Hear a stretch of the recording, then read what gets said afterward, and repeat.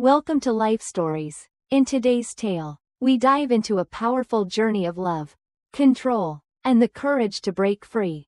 Follow along as a bride-to-be confronts the overwhelming power of her future mother-in-law, who uses manipulation and financial control to dictate every detail of the wedding. What starts as a simple dress choice soon turns into a battle for independence and identity. Will she stand her ground and reclaim her future?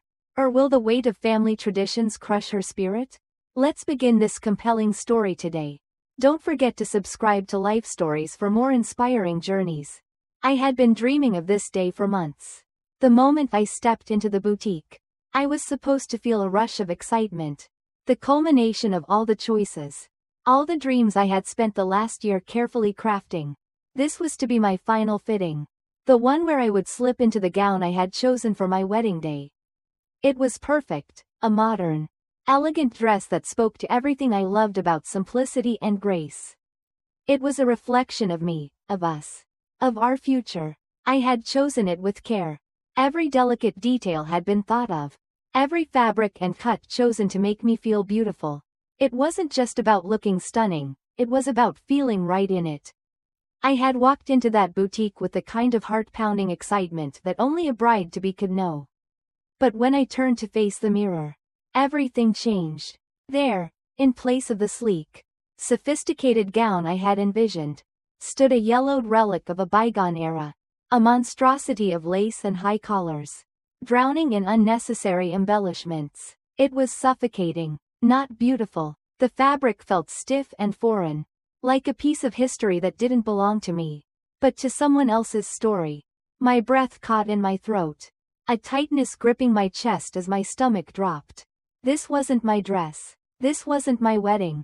Behind me, I could hear Margaret's voice, sharp and full of satisfaction. "Isn't it magnificent?" she asked, her words cutting through the silence like a blade. I could see her face in the mirror. Her lips curled into a smile that wasn't kind, but condescending. 5 generations of Barrett brides have worn this. David will be so pleased to see you honoring our family's traditions, she added. The weight of her words settled around me like a cold fog. It wasn't just a dress. It was a message, a warning. Margaret wasn't planning a wedding. No, she was planning my obedience. This wasn't a choice. It was her way of reminding me of my place in this family. It was a clear indication that my voice, my desires, meant nothing. The dress clung to me, suffocating me in ways I hadn't imagined possible. As I stood there, helpless, I felt the deep sting of my own powerlessness. I wanted to scream, to lash out, to take that dress off and demand to know where my gown had gone. But instead, I stood frozen in the mirror, the weight of Margaret's gaze on me, her silent command pressing down like 1,000 pounds. If I didn't fight back now, I realized, I wouldn't just lose my wedding dress. I would lose myself. "Where's my dress?" My voice was calm, but it was hard to ignore the tremor beneath it. It felt as if I was speaking from a place far away. As if the words were coming from someone who wasn't really me. Margaret waved a dismissive hand. "Oh, I had them send it back. This one is so much more appropriate for a Barrett wedding," she said, her tone dripping with a false sweetness. "That modern thing you picked looked more like something for a cocktail party than a proper church ceremony." I clenched my fists beneath the layers of fabric. The anger was bubbling up, but I knew I had to remain composed. If I let my emotions spill out now, I would give her more power than she already had. But it was hard to ignore the suffocating sense of injustice. This wasn't just about a dress. It was about control. It was a message that my voice, my choices, didn't matter, that I was supposed to just accept things as they were, and submit. I forced myself to take a deep breath, to steady my hands. As I reached for my phone, I had to call David. But before I could dial, Margaret's manicured hand shot out, gripping my wrist with surprising strength. Her touch was cold, her nails pressing into my skin like a warning. "Don't bother calling David," she said sweetly, her voice syrupy. "He's at work, dear. He trusts my judgment when it comes to these things. And besides, I'm sure he'll be pleased with my choices." I could feel the bitterness rising in me. The frustration, The anger, the helplessness all mixing together in a heady cocktail of emotion. The glint in her eyes. The small twitch at the corner of her mouth. She was enjoying this. She was enjoying watching me squirm. I closed my eyes for a moment, willing myself to regain composure. When I opened them, I forced a smile. It wasn't real. It wasn't me. But it was the only way to buy time. You're right, Margaret, I said smoothly, my voice cold and steady. Why don't you give me a moment to appreciate the details of this beautiful dress? For a moment, Margaret hesitated. She must have sensed something in my tone. Something that wasn't quite right. But then, with a soft smile, she nodded. Of course, dear, I'll just be outside. As soon as she left, I turned back to the mirror. The tears threatened to come. But I wouldn't let them. Instead, I grabbed my phone and snapped photos of every yellowed seam, every outdated lace detail. I wasn't just taking pictures, I was documenting my defiance. I would make sure that when the time came, she wouldn't get away with this. I would make sure David knew what she had done, what she was trying to take from me. I opened my messages and quickly typed, "You won't believe what she's done now. Meet me at Sam's in 30. Bring wine." I knew what Margaret was trying to do. She was trying to break me, to show me that I had no power. But in that moment, as I stood in front of the mirror, I realized something. Margaret could try to control everything. But there was one thing she couldn't take from me, my ability to fight back. And fight back I would. It was time to take control of my own story. That evening, after a long day spent fighting back the rage and frustration, I found myself pacing the living room. My arms were crossed tightly over my chest, the anger still simmering beneath my skin. Every movement, every thought, was laced with the sting of Margaret's intrusion into my life. And I knew I had to confront David. But as I waited for him to look up from his laptop, I felt the gnawing sense of disappointment that was beginning to settle into my bones. I wasn't sure he'd get it. David's silence was deafening as I recounted everything that had happened at the boutique. I tried to remain calm, to explain the magnitude of the situation. But every word felt like it was hitting a brick wall. Margaret had crossed a line. It wasn't just a matter of a dress anymore. It was about her taking control of our wedding, of our lives. When I finished speaking, I waited for him to react. He closed his laptop with exaggerated slowness, rubbed his temples, and sighed. His response was the last thing I had expected. "You're overreacting," he said, as though I were being ridiculous. "Mom was just trying to do something special for you." I stood there, feeling the tightness in my chest grow. A mixture of disbelief and frustration. "Special? Nathan." She replaced my dress without even telling me. She didn't ask, "Do you know how much time I spent picking out the perfect gown?" And now she's acting like my choices don't matter at all. My voice was rising now, the hurt more evident than I cared to admit. David shifted uncomfortably in his seat, clearly uneasy with the direction the conversation was going. "Look, you know how important family traditions are to her. Maybe we can compromise. Wear her dress for the ceremony, and then change into yours for the reception. Problem solved." I stared at him in complete disbelief. "You want me to reward her for steamrolling me? For treating me like I don't get a say in my own wedding?" "Nathan, I don't want a compromise.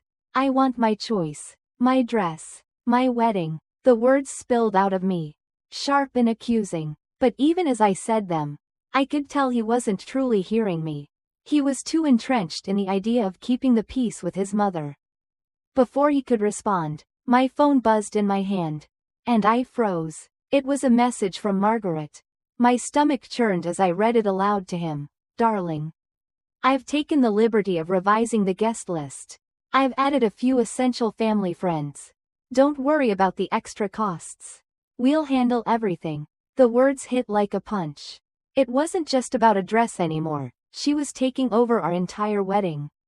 "This isn't just about a dress, Nathan," I said quietly, my voice trembling with a quiet fury. "She's dictating everything. The guest list, the choices, even the costs. And you're letting her. She's taking control of our wedding." David looked uncomfortable, but not uncomfortable enough to change his stance. He glanced at the message longer than necessary. But then he shrugged. She's paying for most of it. Alana. It makes sense that she would have a say. The words hit me harder than I could have imagined. She had bought our wedding. All of it. I swallowed hard, the lump in my throat growing. How much do we owe her? David? I asked, my voice barely above a whisper. His silence was answer enough. I could feel the cold knot of realization settling deep within me. Margaret wasn't just meddling in my dress choice. She had bought our wedding. Bought our lives. And now, she was financially trapping us. As I stood there, I realized this wasn't just about the wedding anymore. This was about our future, our independence, being stolen from us.